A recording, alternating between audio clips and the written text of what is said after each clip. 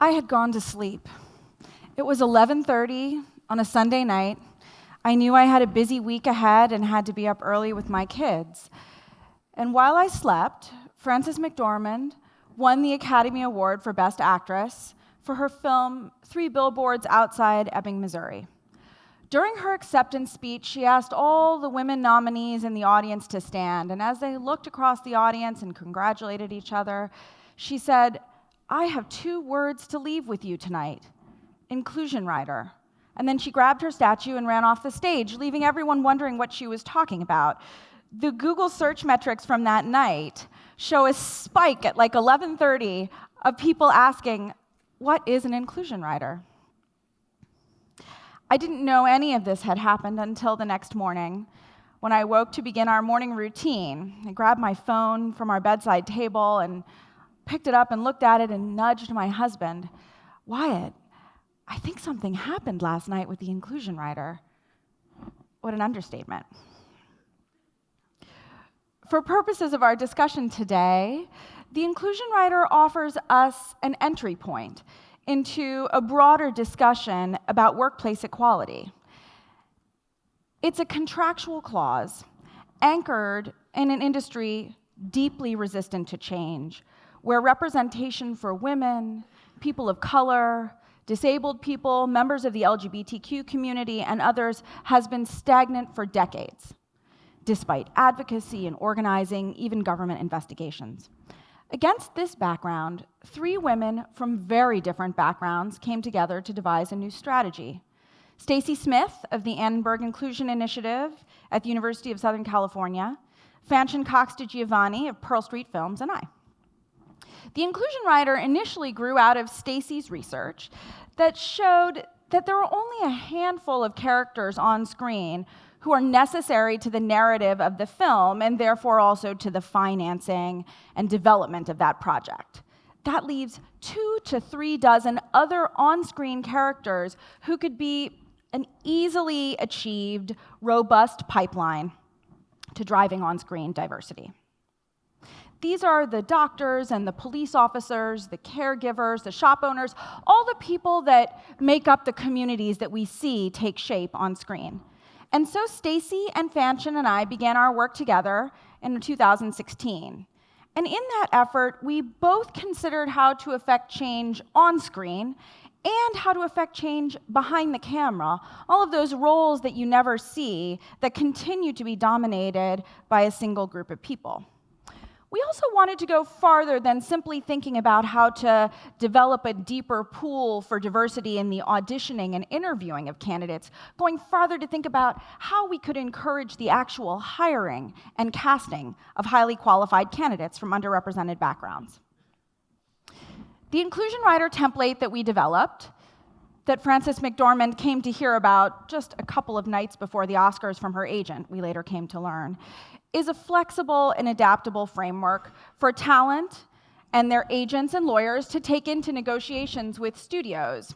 It focuses both on auditioning and interviewing and sets flexible benchmarks to actually hire and cast people from underrepresented backgrounds. In the months before the inclusion rider broke through at the Oscars, Stacy and Fanchon and I did untold meetings with talent and with their actors, with their lawyers, and with their agents. As you can imagine, there was no line of folks out the door waiting to adopt the inclusion rider.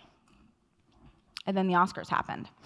And Frances McDormand's unexpected speech transformed the inclusion rider from a behind-the-scenes legal tool to something very public. Within 2 weeks of the Academy Awards, Michael B. Jordan, Matt Damon, Ben Affleck, Paul Feig, Brie Larson, and others came forward to commit to use the inclusion rider. Most recently, just last week in fact, Michael B. Jordan and Alana Mayo of Outlier Society Productions, his production company, announced a first-look television agreement with Amazon Studios for TV projects all of which will use inclusion riders.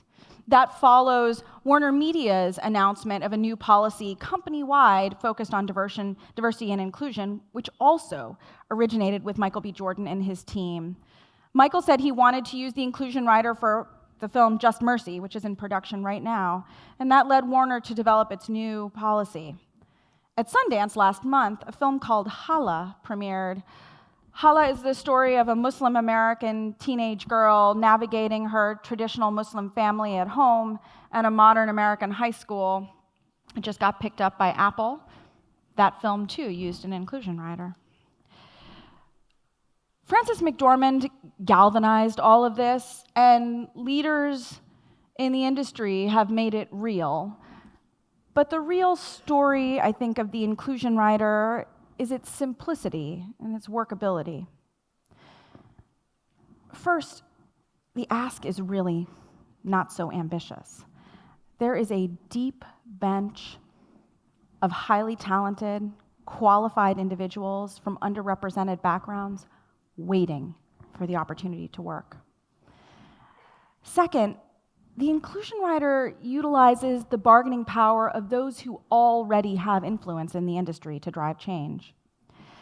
And third, although the focus has been on the stars, on the A-listers, since the Oscars, the real story of the inclusion rider is its emphasis on increasing representation for diverse actors in smaller roles and in the crew. These are real working folks.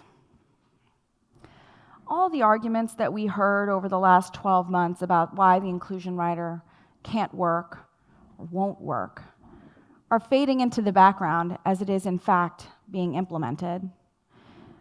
These are the same arguments we've heard for decades about why deepening diversity in workplaces will fail. And at their root is the unsupported idea that there cannot possibly be enough qualified candidates from underrepresented backgrounds, that somehow we have to choose between an excellent workforce and a diverse workforce. Even as the inclusion rider has become an influential tool in Hollywood, at its core, it embodies best practices for building diversity, practices that are widely applicable. A few years ago, in the last major Supreme Court case to consider the question of diversity in higher education admissions, a case called Fisher versus the University of Texas, leading American companies filed an amicus curiae brief, a friend of the court brief. And they documented the business and economic imperative of permitting universities to continue to consider diversity as part of a holistic and individualized admissions process. That brief and the companies who signed it describe simultaneously seeking the most qualified candidates and considering the value of workplace diversity. The brief is anchored in a robust and growing body of evidence that companies committed to diversity are more successful on the most conventional terms, and those with women and minorities in their upper ranks perform better. In other words, a genuine commitment to diversity, it fosters stronger connections with customers and clients and greater innovation. This research supports the proposition, which I consider increasingly obvious. As the face of Western nations grow more diverse, so too must their workforces and the leadership of those workforces. And while the business case for diversity is increasingly well supported, I think it's important to engage in a deeper question of why workplace diversity matters. Let's turn back to Hollywood for a moment as an example. Hollywood is not just an industry. It's the industry that determines what stories get told and who tells them, and how our world looks when reflected back to us in the mirror of film and television. Hollywood shapes cultural narratives the world over, including the images our kids internalize. And the imperative is there in other industries too to expand opportunity, such that workforces and their leadership more closely resemble the demographics of our communities. And there's no doubt that just about every industry has work to do. Which brings me to a central point I want to leave you with. It's not enough to just improve hiring, to bring in more workers from underrepresented backgrounds. For diverse workplaces to be sustained, the value placed on that diversity must be core. This means that the work must extend beyond hiring to creating a genuinely respectful workplace culture, fair and equal pay, fair evaluations and the opportunity for promotion, accommodations and leave for pregnancy, for caregiving, for disabilities, and accountability when those objectives are not achieved. In other words, workplaces must truly value workers. In the last couple of years, American society has been forced by survivors to reckon with issues of sexual harassment and sexual violence in the workplace and beyond. It remains a problem of shocking persistence. So much so that survivors, who are mostly, but not all women, have come to rely on a shorthand to recognize each other, led by a tremendous activist, Tarana Burke. Me Too. As the Me Too movement raises up and centers the experience of survivors and victims, it's worth examining, I think, the conditions that create workplaces ripe for abuse. Namely, the connection between sexual harassment and other forms of discrimination, including hiring. The Equal Employment Opportunity Commission, that's the federal agency in the United States charged with enforcing equal workplace laws, convened a select task force on workplace harassment a couple of years ago. And that task force's final report highlights the risk factors that make workplaces more vulnerable to sexual harassment. At the top of that list, a homogeneous workforce. In other words, one that lacks diversity. Why? What's the connection? Such homogeneous settings isolate members of traditionally underrepresented groups and make them more vulnerable. And in many cases, that homogeneity may also signal something about the leadership of that workforce. Workplaces with significant power disparities, that are physically isolated, that are comprised largely of immigrants or low-paid workers, they are profoundly vulnerable to sexual harassment and violence. Earlier chapters of this movement recognized this connection, and that recognition led to better conditions for workers, especially women workers. I've recently been inspired by the life and work of Rose Schneiderman. She immigrated with her family to New York from Poland in the late 1800s, and her father promptly died of meningitis. Her mother worked as a seamstress, trying to hold the family together, but eventually, at the age of 13, Rose had to leave school and enter the workforce.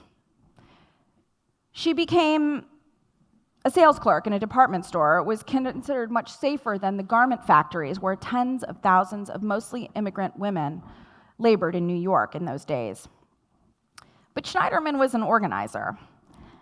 And in the end, she came to work on behalf of workers, both men and women, but she was particularly committed to women workers. She could see, indeed, Schneiderman experienced the heightened, disproportionate vulnerability that women workers in the garment factories in New York faced. They faced not just harassment and discrimination from their employers, the owners of these factories, but also from their union bosses. Those daily dangers were borne out in the Triangle Shirtwaist Fire of 1911, which killed 146 workers, garment factory workers, all women, mostly immigrants, many teenagers.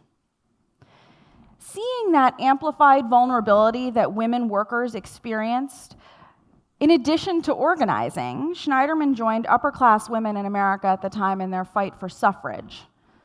Eleanor Roosevelt was one of her biggest supporters.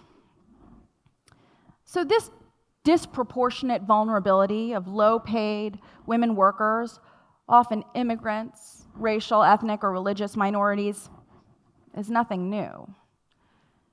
In Rose Schneiderman's time, those women were often Eastern European, Jewish immigrants to New York in garment factories. Today in America, these workers are in chicken processing plants and in hotels. They are janitors and home care workers. Many of them are also immigrants from South and Central America, from Asia and Africa. And I suspect the same story could be told about Europe. My hope is that this current chapter of the movement will finally make non-controversial the idea that some workers are more vulnerable than others. Women of color, members of the LGBTQ community, disabled workers, those without secure immigration status, and that making work safe and fair for the most vulnerable workers will protect all of us. But this is a road littered with obstacles. When I lose faith, and I do, I think about how long people have been fighting to make work safe and fair. I think about my clients, about women like Rose Schneiderman, and about activists and lawyers the world over who work without any recognition at all. In these moments of clarity, I can see that there isn't necessarily an end in sight where we've achieved perfect utopian work. So what then? What's the point of all this? The intersection of my professional life with my personal life as a woman of color, as the daughter of immigrants, as a mother with young kids, it's not lost on me.